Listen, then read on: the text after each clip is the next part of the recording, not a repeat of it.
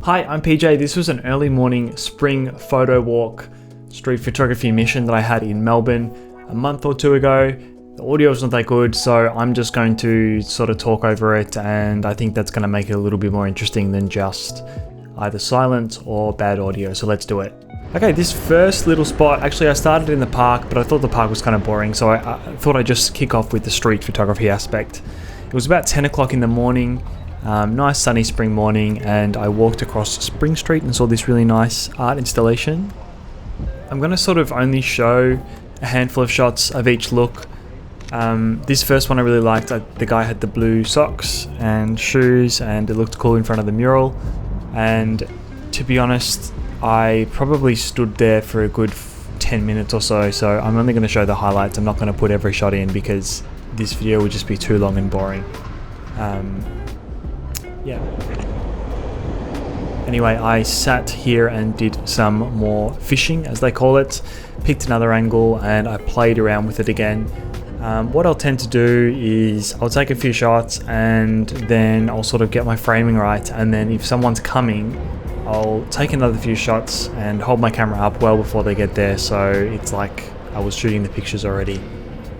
And they're not intimidated. Anyway, these shots weren't as good. The other angle was the best one. The first one I honestly liked the most.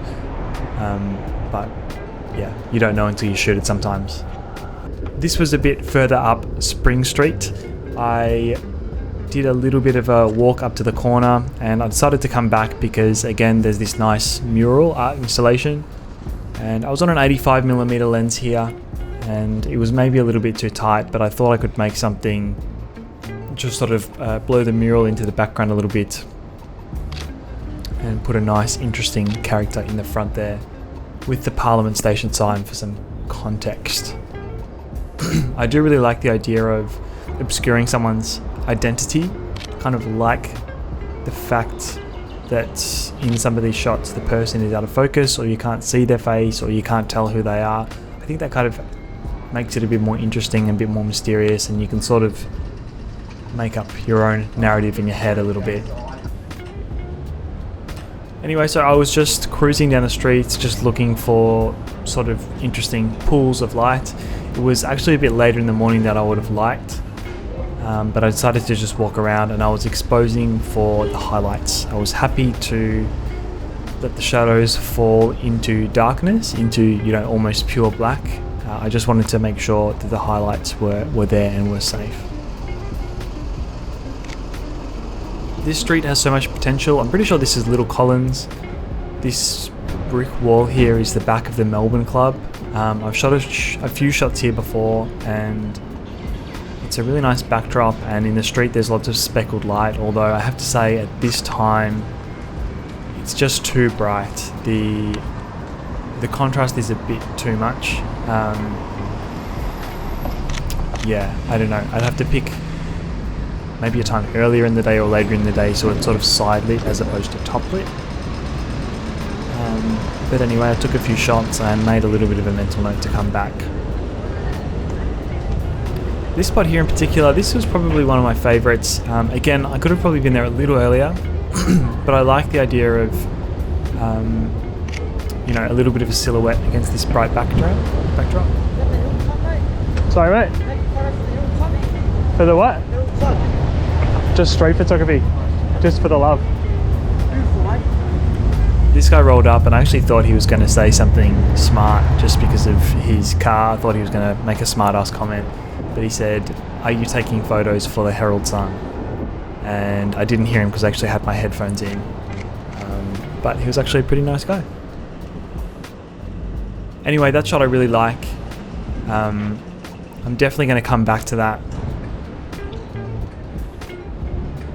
I think with a cooler looking subject, maybe someone a bit more mysterious, or someone in a business suit with an interesting walk could look really good or fun in that position. Part of me wants to come back here with a model, or with someone who could like go and stand in and sort of turn it from a street photography thing into an environmental portrait, but I don't know if that is cheating or if anyone cares, to be honest. This looks better in real life. Inside the car park you can't really tell, but there's this like black and white pattern on the inside wall.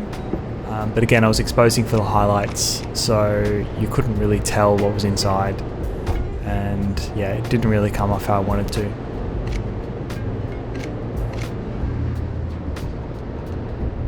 I don't know what I was doing here. I think I just liked that it was so dark in the back there, and then just that hard line of light, and then this guy just rolled into frame. I thought it was pretty cool, nothing too special, but I thought it was kind of interesting.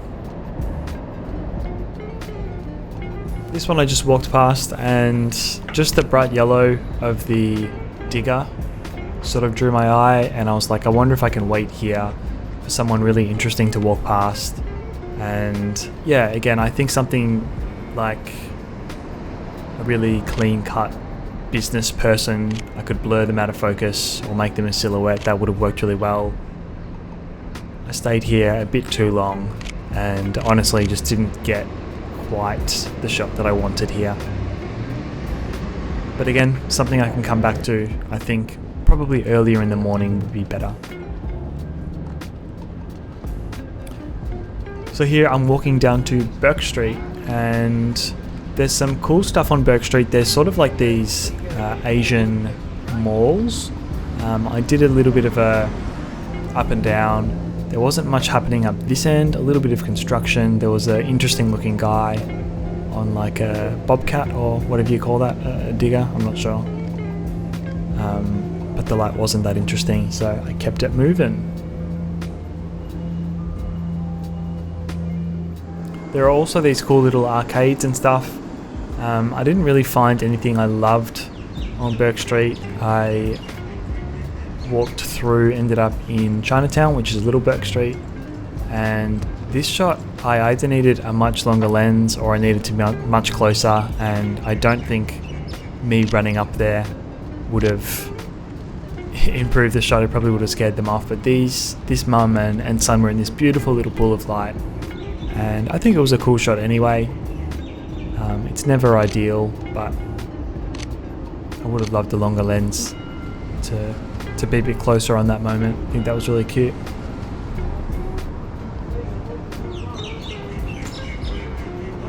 Heading down towards Swanston Street now.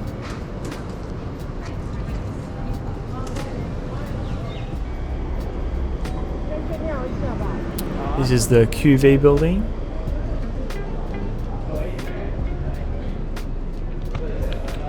There's some interesting stuff happening here in terms of like architecture wise. There's some interesting light and some levels, and it's sort of like an indoor-outdoor thing. So I thought I'd wander through, see what I could find, try not get kicked out. This sort of took my eye. There's a like closed shop on the other side, and looking through the window here, I thought I might be able to get some nice silhouette in front there. I stayed here for, yeah, probably over 5 minutes. To be honest, I think I just timed this shot really badly. I probably should have just motor drived on that, and I think if I had have got that guy with his legs sticking straight out, that might have been cooler. But yeah, just didn't quite take me. I don't know, it looked like it had potential, but I didn't quite get the shot that I wanted there.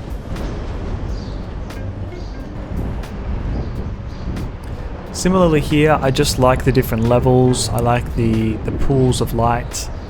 I don't know exactly what I was waiting for. I think, again, it would be the right subject and it would be the right sort of stride. Like maybe like one solitary little shadowed figure with like a briefcase or something in the middle would look cool.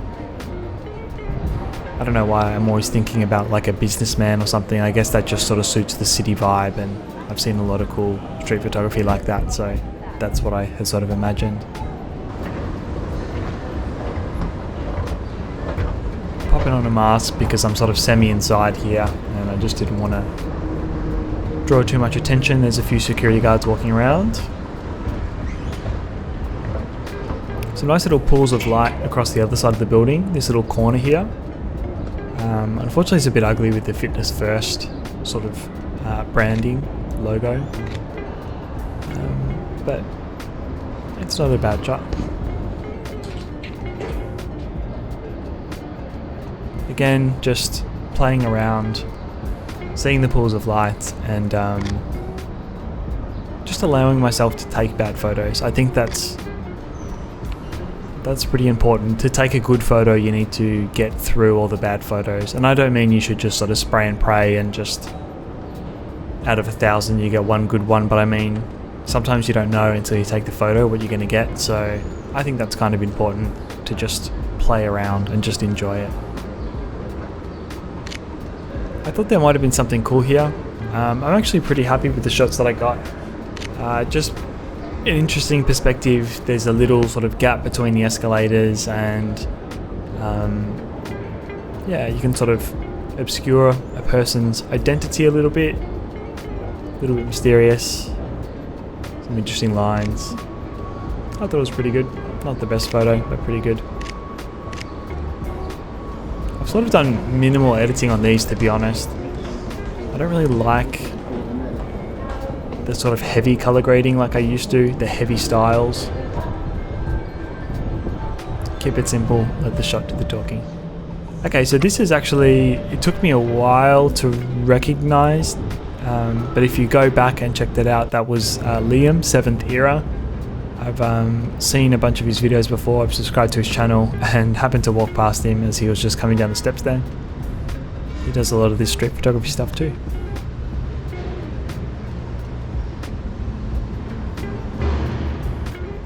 This was a fun little shot. I just like it that this sort of thing happens and we just walk past it every day. Someone's just living their life in there, either working or studying or something. And it was just a cool little sliver through a window I really liked.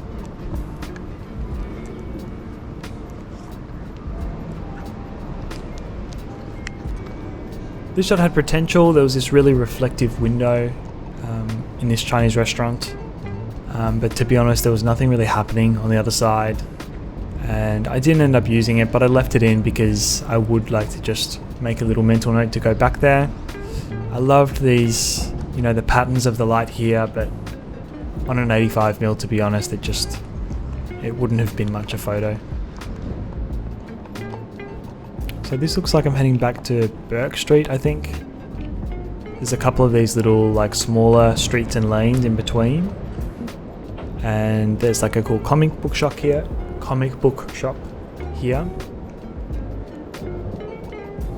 I liked the really orange light inside. I thought that was kind of cool. And it has that sort of real like 80s, 90s, like nostalgic sort of cluttered video shop feel.